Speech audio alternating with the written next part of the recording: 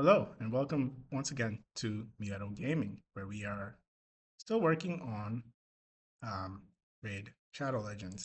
And if you've been following along, we've been discussing the last few days about my approach to Faction Wars, um, my strategy for getting to where I currently am, and my strategy going forward on how I plan on beating Faction Wars Normal ahead of the Argonites Faction Wars launch, because I do have that deadline in mind, and I would like to beat Faction Wars Normal completely prior to the Argonites' arrival, or at least to the arrival of their crypt.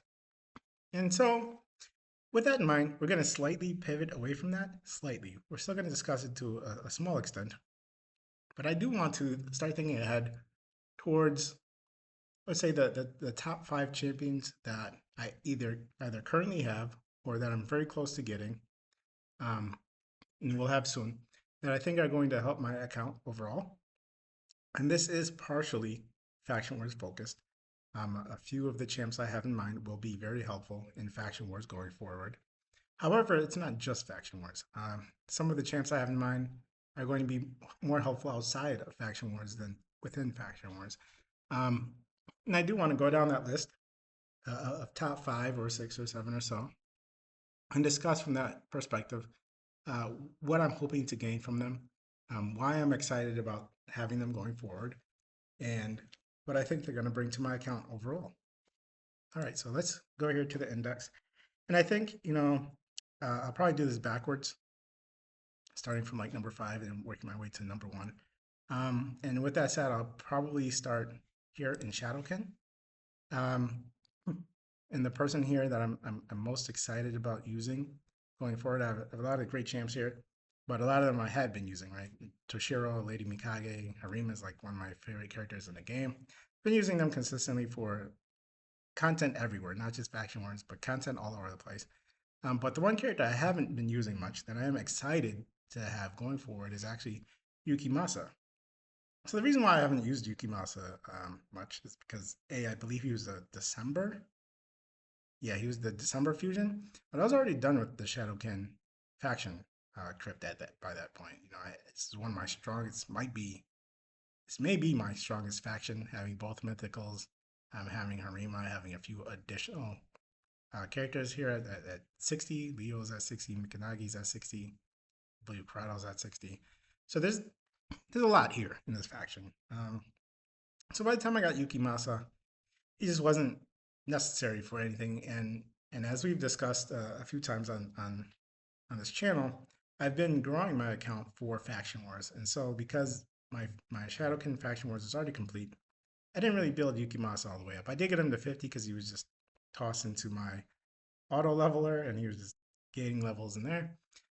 But most of the work that I'm going to put into my character is going to be based upon increasing my Faction War standing, at least until I'm over the hump with Faction Wars normal, then I can kind of diversify from there. But that's why I haven't worked on Yukimasa thus far. But going forward, I'm very excited about what he brings to the table. I think he's going to do quite a few things for me, particularly in Faction Wars. When you think about Faction Wars Hard, which is where I'll be using him mostly, I think he's going to do a lot for me.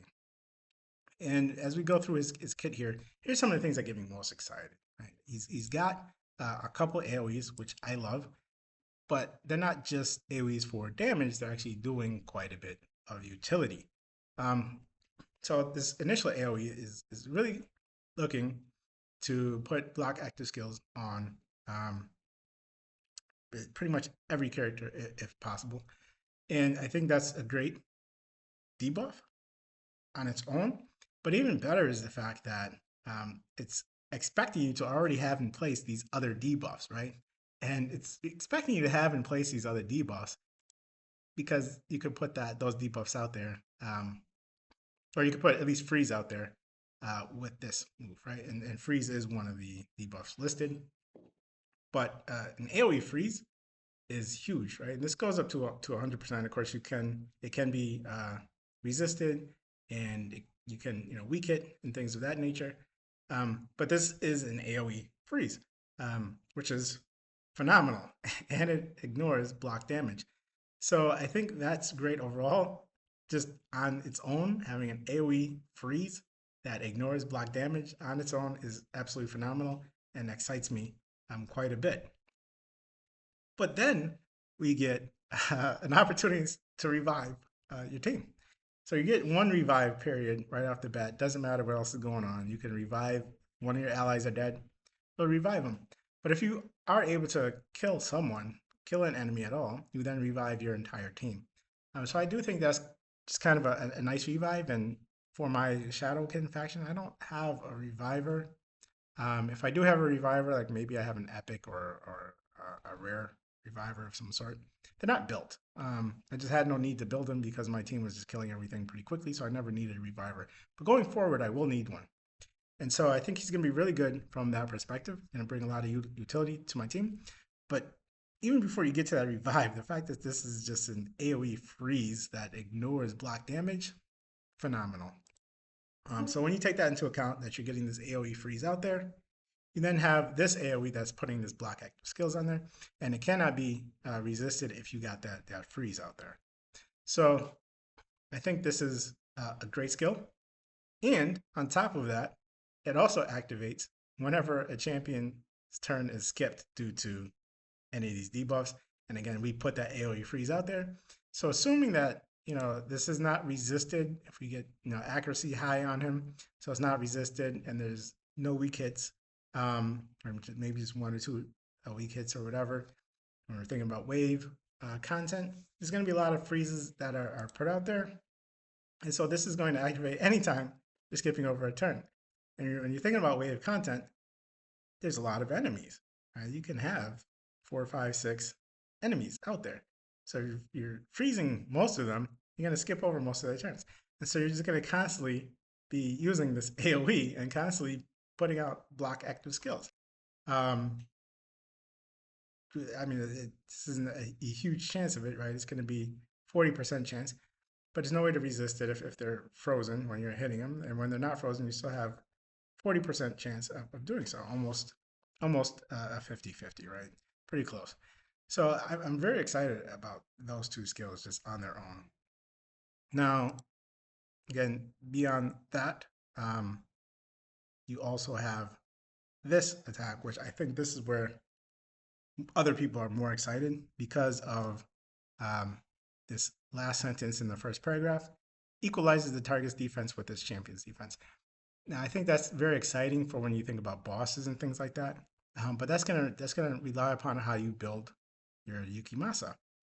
And I think for that case, I think it's mostly because this is a single target hit, right? It's not an AoE. It is a single target hit. But this equalizes the target's defense based on his defense is the big part of it, but a single target. So it's not like it's an AoE and it's just going to clobber the entire enemy team, the entire wave. I think this is going to be more useful for a single target. In other words, a boss. And so I think that this is really only going to be useful in that case. And that's not really what I'm going to build him for. For me, what I'm more excited about is really just these two AoEs and a lot of the utility that they bring. So I'm actually planning on building them in probably a Relentless set, which is a 4-piece set. So it's possible I do, Relentless and a stun set. Just kind of have opportunity for a stun on top of the freeze. But what I'm thinking with Relentless is the fact that neither of these can be resisted, assuming that one of these buffs are out there. And this buff is, debuff. And this debuff is a freeze. It's got a pretty high chance of doing it, right? 100% chance of placing the freeze, assuming it's not a weak hit or it was resisted. And so what I'm thinking, and it can't be resisted if there's already a freeze out there, at least on one enemy. So what I'm thinking is with a Relentless set, you kind of take a turn, you get a freeze out there, and even if it's only one enemy, you're kind of now starting to cycle turns. You might be able to cycle back all the way around to using this again and freezing the entire team, depending on how fast the enemy team is and how many times Relentless hits for you. If it hits twice the first time and you can come back around on turn meter for a second go around and maybe hit Relentless again, you might be able to do back-to-back Blizzard of Strikes, not necessarily back-to-back, but back-to-back from the sense that the opponents haven't taken a turn yet. Where they have one freeze, and now suddenly it cannot be resisted, and you freeze the entire team, right? So I think there's a lot of utility there, and then also this can throw those block active skills out. If there's at least one person that's frozen, it can't be resisted if there's at least one enemy who's frozen. And so I do think having him in a relentless set just to kind of cycle through turns to try to bring Blizzard of Strikes back multiple times, but also just being able to utilize this, I think is huge. And then secondarily, this is also nice, right? This is nice as well. But I think in this case, you want to focus more on attack. You want to make sure that you're keeping your defense low, and all of these other things that you want to keep in mind. For me, I really like the revive, so I don't really want him to die. So I don't know if I'll keep his defense too low. I want to make sure he's alive and doing well so that he can revive. And I'm also just more concerned with him cycling turns. So that's why I'm really excited about him. It's more Faction Wars hard, but I am pretty excited to be utilizing him going forward. Next up, I would probably say my next my next level of excitement is probably going to be with here in Dark Elves. Say Mithrala is probably going to be next up for me. Already unlocked her. She's already pretty much built up. And in my last video, I discussed how I plan on her really helping me defeat Faction Wars Normal. And of course, beyond that, I think she's going to do a lot of good for me in Faction Wars Hard as well. But I do think her utility is going to go well beyond Faction Wars. Whereas with Yukimasa, is more Faction Wars Hard content. I think with Mithrala, it's going to go well beyond that. I think she's going to be helpful in a lot of different game modes, whether we're thinking about more tag team arena. I don't know how much I'll use her in regular arena. But Tag Team Arena, I think she's going to be very useful on one of my teams. She brings a lot of utility from shields and strengthens, placing hexes, additional buffs and increased defense, increased attack, opportunities for unless she could poison, but also there's opportunities somewhere in here, petrification. So she brings opportunities for petrification. So there's just a ton of utility that she brings that I think is going to be very useful going through a lot of different content, whether it's wave content, whether it's keeping your team their performance up with a lot of these buffs when you're fighting bosses and things like that. Just a lot of utility that she brings to the team overall that I'm really excited about outside of Faction Wars. So I'm really excited in Faction Wars, but also outside of it. And I think she brings a lot of great utility.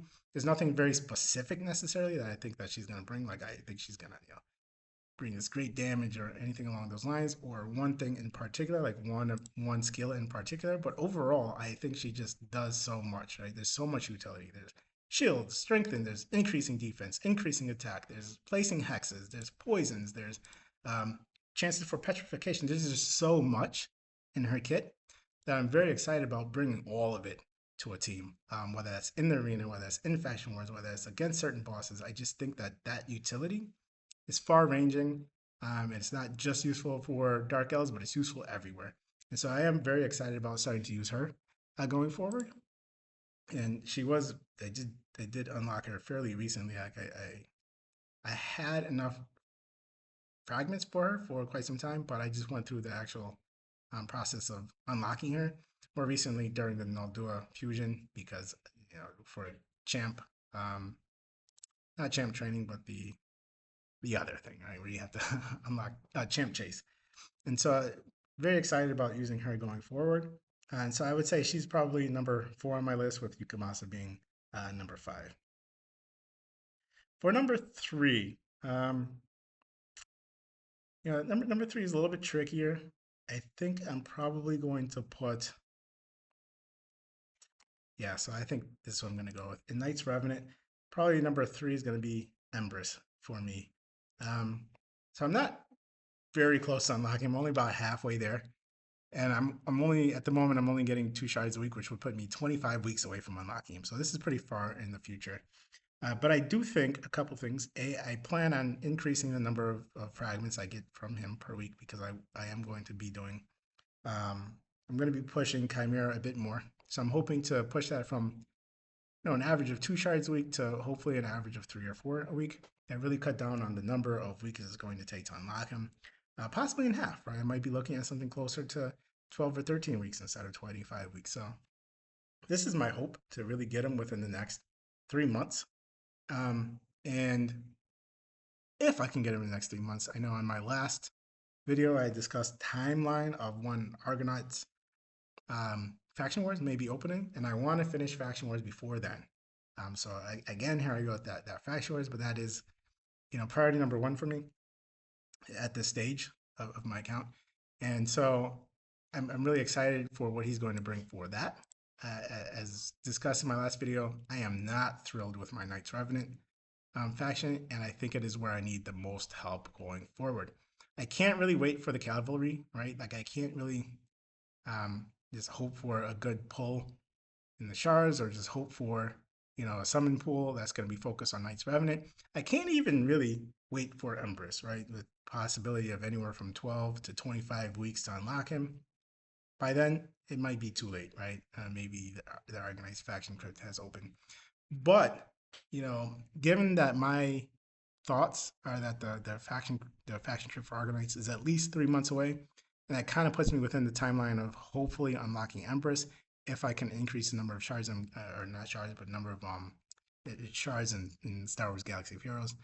Here, shards are different, right? That's how we try to unlock champs. But fragments in Raid Shadow Legends.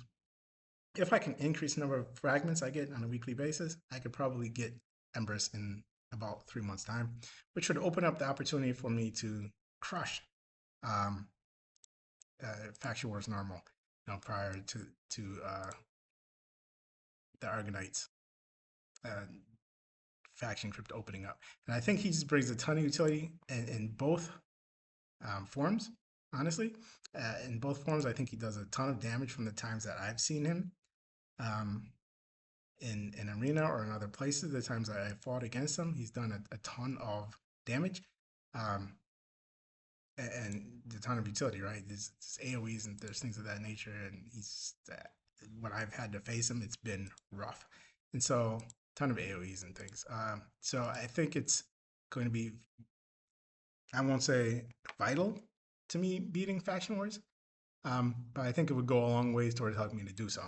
And then, of course, when you have a mythical, particularly one who's very highly ranked, he's going to bring utility all across the game. And so I'm not just excited for Faction Wars, but I think he's going to bring utility everywhere. I do want to put him in my top 5, and in this case, he's my number 3 champs that I'm most excited for, just for the simple fact that my Knights Revenant needs help. And he's the only champ that is absolutely coming down the pipeline. He might be a ways away, right? Anywhere from 12 to 25 weeks, depending on how many fragments I can start pushing for in Chimera. But he is coming. And so for a faction that I need a lot of help in. So I'm very excited about that. And he is number 3 on my list. Beyond Empress, I would say number 2, I'm going to go with, here in Bannerlords, I believe, yes, Cecilia. There's a couple things about Cecilia. Number 1, she was my most wanted legendary in the game. I just got her a few days ago. I got her during the 2x for Void Shards, and was not expecting it. I was actually expecting it like a Bayek, or I forget who was the one of the assassins, I believe it was Bayek, was on like a 10x or 15x or something on that day. But there's 2x voids just in general, 2x for legendary, and blew my mind when I unlocked, because she was the champ I wanted the most for a couple reasons. I think when we're thinking about Christmas champs, I like a lot of the Christmas champs, and I do want the Christmas champs. So like Sir Nicholas and Noel are also very high up on my list. I'm just excited by the fact that there's Christmas champs in this game.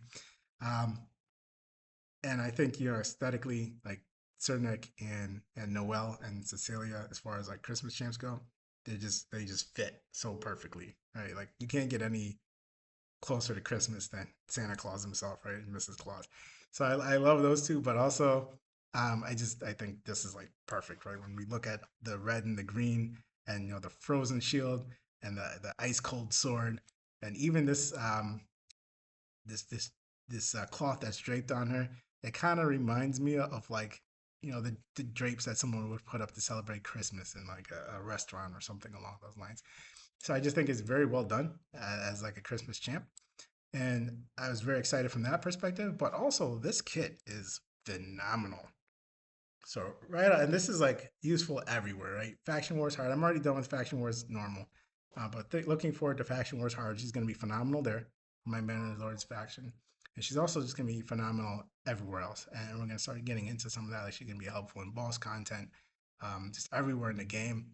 Um, she may not make my arena team, but she may make my tag team arena teams, right? Somewhere in there where you have three different teams you're putting together. She may make the list there. Um, but she's just a ton of utility. And so right off the bat, just she has this heal, this all ally heal on her A1. It's doing 30% um, HP, and this is just on an A1, right? Like you're not really thinking about anything on your A1 except just hitting the enemy, doing a little bit of damage, and waiting for um, your other skills to finish their cooldown. But in this case, you're not just going to damage the enemy. No, you're also just randomly healing your allies. It's not a huge, gigantic heal. Well, 30% actually is pretty good, to be honest with you. It's not huge. It's actually pretty good, just all things considered. And this is all allies, right? Not one ally. It's actually a pretty decent heal. But just in general, that's almost an afterthought, right? Because it's an A1. This heal is almost an afterthought, but it's phenomenal.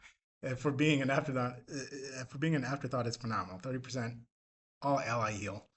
So just A1 is crazy from my perspective. There may be other champs that have something similar. Maybe I imagine there are. Um, but it just really excites me to have that at my disposal. Her A2 and her A3 are both AoEs. And if you gain anything from some of my other discussions, I do love AoEs. I think there's a lot that you could do with them.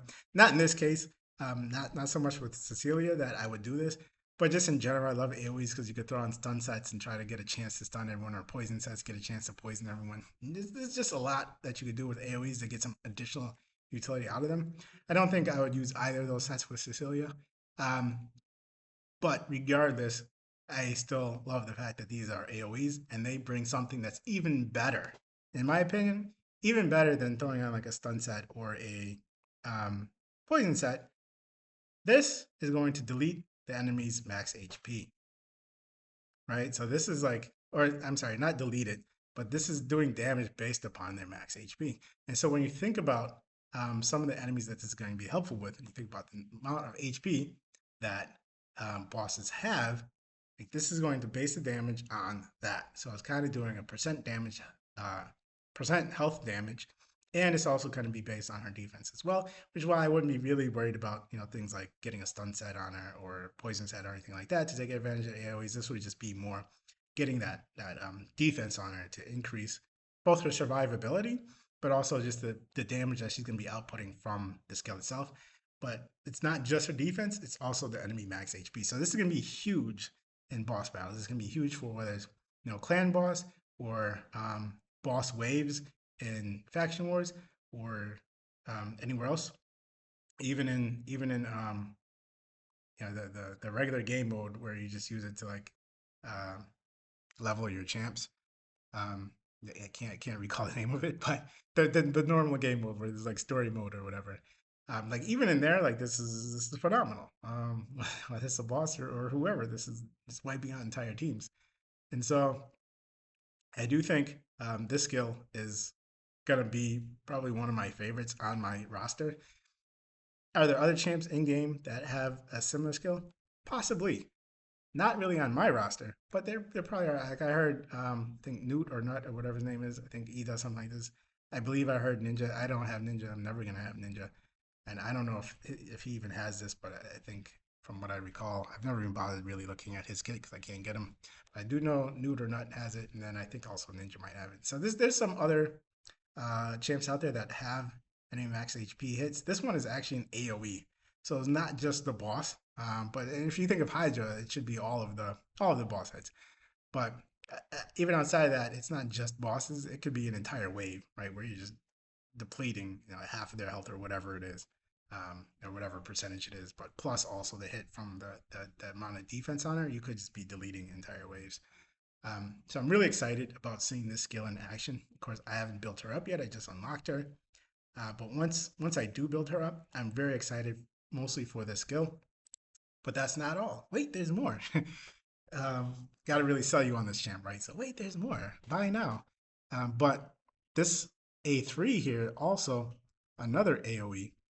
But it's not just an AOE. Before she attacks, she's going to put, and it's very important for her personally, before she even attacks, she's going to place a 60% increased defense buff on all allies, including herself. And that's huge because the damage is based on defense. So I'm pretty much getting an additional 60% damage done because this is buffing it first, right?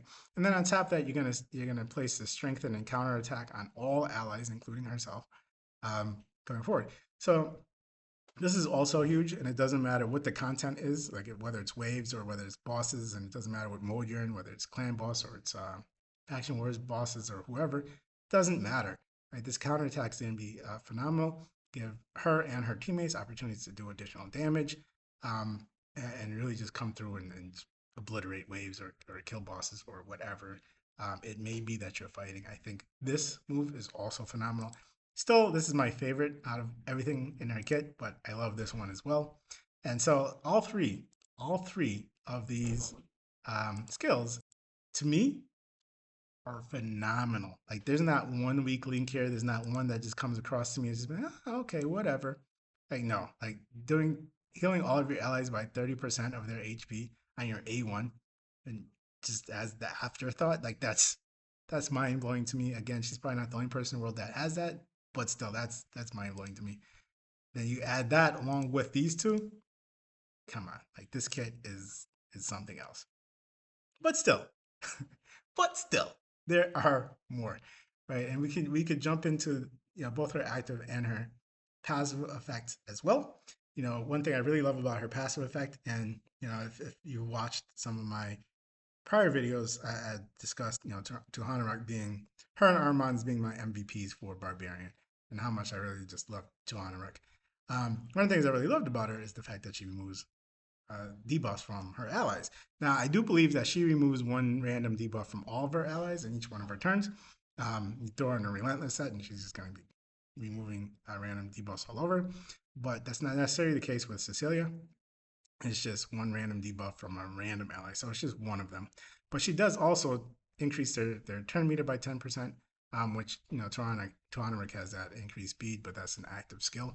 It's not in her passive. But it just takes one of my favorite things about Tuhanarik and it just puts it into her her kit as just as like another afterthought, right? Oh, you're gonna take one of your favorite things from one of your favorite champs and just throw it in her kit too. Slightly different, but similar to on the same note, is very similar, right? Um, in addition to that, once every 4 turns, this is going to place a revive on death buff on one of your allies. Um, every time that ally, not every time because it's going to be on a 4-turn cooldown, but whenever an ally falls below 50% health, and then after another 4 turns, next time it happens, et cetera, et cetera. But just kind of getting a revive on death buff on that ally. So while it's not as great as just flat out revive, it's just like an additional set of protection that's just out there. It's like, okay, this ally is about to die.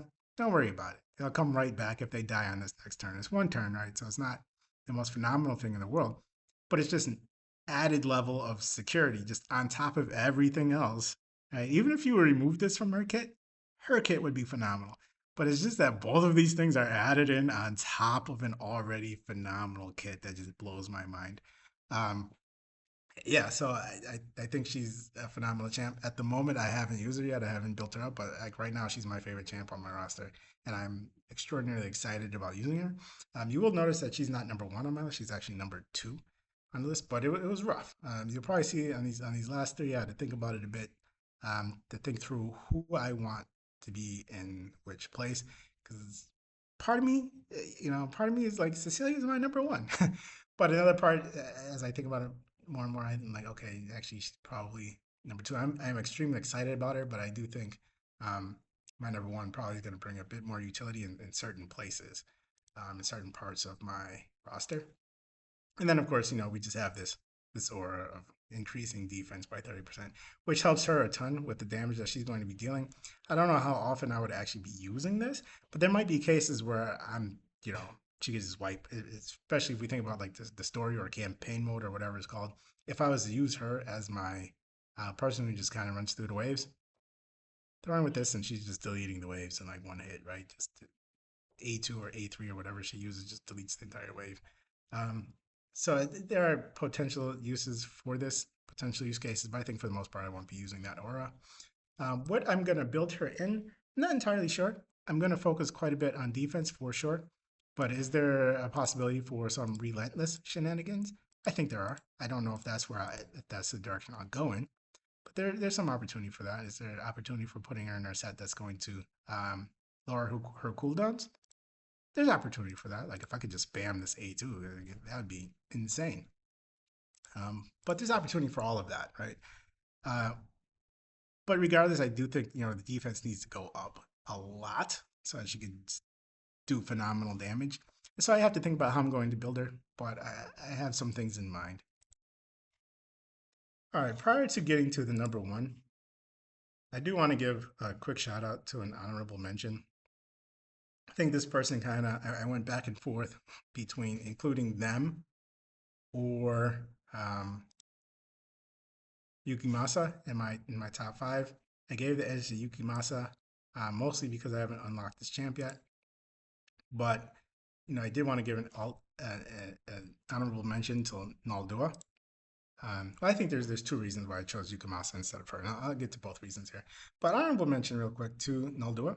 So I'm currently in the process of going for her fusion, and I'll discuss how far I am. I'll discuss my plan and my strategy on unlocking her and here in a future video. I may even release that video first because I'm probably going to record both today. But I'm very excited about adding her to my roster. And similar to Yukimasa, and the reason why they would both be vying for that number 5 spot is both of them are only going to be for my roster and probably most people's roster. They're only going to be used for Faction Wars Hard. The Dark Elves faction, I'm about to finish the normal now that I have Mithrala. That's going to be finished up. And so I don't really need the help here. For the same with Shadow Canyon, right? Like I'm finished with Faction Wars normal. So I don't really need the help there. So it's not like I'm under that time constraint trying to finish it before the Argonauts release. But I do think going forward it's going to be extremely helpful for Faction Wars. And I am just excited to put her into my team rotation. And I'll say I'm using rotation for a very specific reason, and which is also why Yukimasa, I think, took that 5th spot from her. But I think she's just gonna bring a ton of utility. I never even noticed these egg sacs had a little spider things coming out of them. It's interesting. But I think she does a lot for the team. Whether it's and this is I'm thinking about this specifically for Faction Wars. I don't think I'm going to be using it outside of Faction Wars unless I was to get Solinar the Gleaming, which I don't. There's no guarantee of that happening, right? So I don't think that'll happen. But you never know. I got Cecilia. After I got Cecilia, I feel like I could get anything in the game. I might find a way to get Ninja because of the fact that I got Cecilia. The champion is not even available anymore, no longer available to get in the game. There might be some way I can get Ninja just because of the fact that by some miracle I got Cecilia. Anything is possible. And so I may get Solinar, right? But I don't know how I would do that. I don't know if they're going to have a guaranteed event for him. And if they don't, then getting him is going to be extraordinarily tricky, right? And very, very RNG dependent.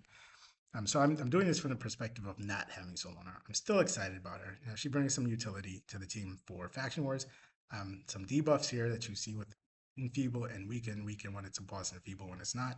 But it brings quite a bit of utility there. So it's an attack, but you can also do these debuffs, which is great. Here she has a chance of removing buffs from enemies, which I love. And this is, from all enemies. This is not something that is, and I don't even think this is a hit. If I'm understanding this correctly, this isn't even like an attack, right? You're not attacking the enemy here, so you can't weak hit. So it's just flat up, just 100% chance of removing all buffs, right? Now, can this be resisted. Yes, it can if you have Solinar, but it can be resisted. But if you get her accuracy up high enough, then you're removing all buffs from all enemies, right? And I think that is, and this is all enemies, not single target, this is everyone. I think that is huge. I'm extremely excited for having that in my repertoire for the Dark Elves going forward, and I think that's going to be just a great thing on my team. There's also, 30% chance of placing decreased defense on the enemy as well. I'm also very excited about that. I think that's definitely going to come in handy when we discuss like some of the faction war bosses and things of that nature. Having that decreased defense, huge, right? But I'm even more excited about having that buff stripper because this is all buffs from all enemies, and I think to me that's just like gigantic. I love that. I love that on Maria. Um, and I'm gonna put out a video I think that discusses um, some of the more um, some of the less respected champs that I think do better in faction wars than they're currently rated as. And you know, um, quick sneak peek, Maria's going to be on that list because of the fact that she can remove all buffs from all enemies, and I think that's huge. I love that, especially when you think about some of the wave content. If somebody puts a unkillable buff on all of their allies, and there's like 6 or 7 of them, or however many that enemies there are in that wave, that can be extremely annoying. If it's like block damage or something like that, that can be extremely annoying, right? And you have to wait for their turn to cycle around before you can kill them off, or maybe even do any damage to them at all. So this stripping all boss from all enemies, I love it. I love, love, love, love, love, love that utility. And most important is she can revive all dead allies. Um, this is this is extremely important, right? I think just any faction is great to have a reviver. And this also places a shield buff on all allies as well after um, after you revive them, of course. So the person that got revived also gets the shield buff. Now, I love this. There is a couple of reasons, of course, why Naldua was left off the list and Yukimasa was added on. Right off the bat, the fact that I already have Yukimasa, I do not yet have Naldua. So Yukimasa has already been slightly getting built. He's at 50 right now. I haven't moved him to 6 stars or put any gear on him or anything, but he's already in that process. I already have him. I do not have Naldua yet, and there's anything. I think I'll do a video on how close I am to getting her and the plan and getting her and all of that, my fusion plan. But there's always the possibility something happens and suddenly I don't get her, right? I miss a couple days. I'm out of town right now, enjoying a lot of fun activities and things going on, which might be able to hear in the background. But I'm still gonna try to get my raid stuff done daily. But ultimately, anything could happen, right? I'm out and about, I'm doing things, I'm enjoying myself, and suddenly I miss a day, and whoops, I missed some fragments. So anything can still happen. So there's that it moved her behind Yukimasa. And the second thing is, one of her biggest things is the fact that she is a reviver. Yes, she brings utility in these other areas as well, but the big thing is she is a reviver. And I need to get to this, but I think this is mostly dependent upon Solana being on the squad. And I have Blind Seer, who is also a reviver. And so one of the things I said earlier in this discussion regarding Naldua is I'm excited about putting her in my rotation. And the reason I say rotation is there are times where I think I would prefer to have Blind Seer on my team instead of Naldua. And I'll discuss some of the differences here and why I think that. I think for Blind Seer, she also has a heal. Naldua does not. And so in certain situations where it's more dependent upon my team's survivability, less on my ability to push content and push waves, more on their survivability, I think I'd prefer having Blind Seer because she has, this heal, which is like 20% of her max HP. So it's not dependent upon the other character's max HP, but of her own max HP. You just throw a bunch of HP on her, and this becomes like a huge heal. But also, it places block debuffs on all allies and a shield, right? Now, Dua has a shield, but the shield is on a revive. So if you just want a shield, you have to waste your revive. Like if you're not also reviving somebody, it's kind of a waste in that case. But here it's separate. You get the shield on them as like its own thing while you're healing them, and getting a shield on them and blocking debuffs. I think that gives a lot of utility for making your team more survivable. And then of course here with the revive, you also have block damage on all buffs. So bringing them back, they're not going to be killed on this next turn. So just similar to not do a shield, it kind of keeps them alive on that first turn back, except here you have the shield separately. So that block damage is great, but it doesn't take away from the fact that Naldua has a shield, because Blind Seer also has a shield, right? And so I think from that perspective, this is also nice too, right? You could be decreasing turn meter across 3 different attacks. But regardless of that, I think just focused on survivability, I think Blind Seer is actually better from that perspective. Now, where Naldua is going to be better than Blind Seer is when I'm trying to push content, when I'm trying to push through waves. And that can be seen from her A2. Right? She doesn't have a heal and a shield here on her A2. What she has instead is a 100% chance, after being booked, 100% chance to remove all buffs and enemies. It could be resisted, but and it can't be weak hit because this isn't a hit, but it can be resisted, but we're assuming we're putting a ton of accuracy on this character, right? So we get removing all buffs from all enemies, so they can't do block damage or unkillable or anything along those lines, because we're removing all of those buffs from them. So that makes it quicker and easier for us to kill that wave and move on to the next thing. And also places this decreased defense, a 60% decreased defense. And this is great not just for waves, but also for faction wars bosses. And so this is going to really help me push the content. This will really help me kill things. Even if she's not damaging them herself on the skill, it's going to help me push, right? Whereas Blind Seer will help me stay alive. So it'll help more with survivability. And that's the difference there. And that's why I think that depending on the stage of Faction Wars hard, I'm going to lean either on Naldua or Blind Seer, and they'll have a rotation there. So I just want to give her an honorable mention. That was a very long honorable mention, but I am excited about Naldua as well. You could put her in the number 6 spot, I guess, but that's kind of where she falls. And then I kind of cheated for my number 1 a little bit, because this is actually 2 characters, not just one. But I am viewing them as a pair. And I have this pair, but I have not used them together yet. I haven't focused on building them for this specific purpose, and so I haven't really utilized them for this specific purpose just yet. But from a lot of videos I've seen, from a lot of things that I've read and what I've heard, this is going to be a phenomenal combination. And I think will probably have a bigger impact on my account than possibly Cecilia. Even though personally I'm extremely excited about Cecilia. Just from everything I've read and I've heard, this combo should be phenomenal. And that combo is going to be, actually, again, in Bannerlords, but Bannerlords and Sacred Order. It's going to be the Tidus and Wixwell combination. So you know what? Let's start with Wixwell. So from my understanding, again, I haven't done this myself yet, and they've mostly just been geared up just to get me through Faction Wars. So I haven't really looked at the gear of what they need to work together in combination, and and I should say where I plan on using them. So this is gonna be more for clan bosses, um, and just boss content in general, right? Whether you think about Grim Forest bosses or clan bosses or anything along those lines, these are places where this Wixwell Tidus combination should really shine. And so I'm really excited about using them for that. And you get a ton of rewards for boss content, whether it's clan boss, whether it's Grim Forest bosses, whatever it is, you get a ton of rewards for boss content. And so I'm really excited about building both of these champs for that purpose. But the big thing with Wixwell is his ability to really add these gigantic shields on your team, pretty sizable shields. And from my understanding, once you get these shields on your team, that allows Tidus to do massive amounts of damage.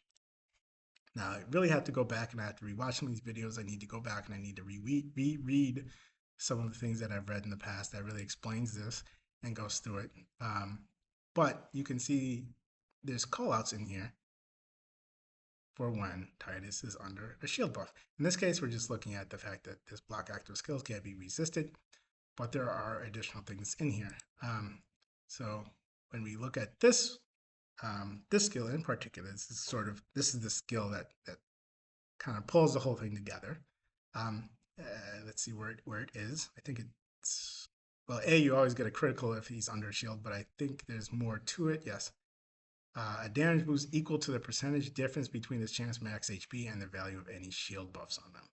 So I think the general idea here, and someone could correct me if I'm wrong, and I'm going to go back and review these videos and review these um, these messages that I've read on like Reddit and all these other places.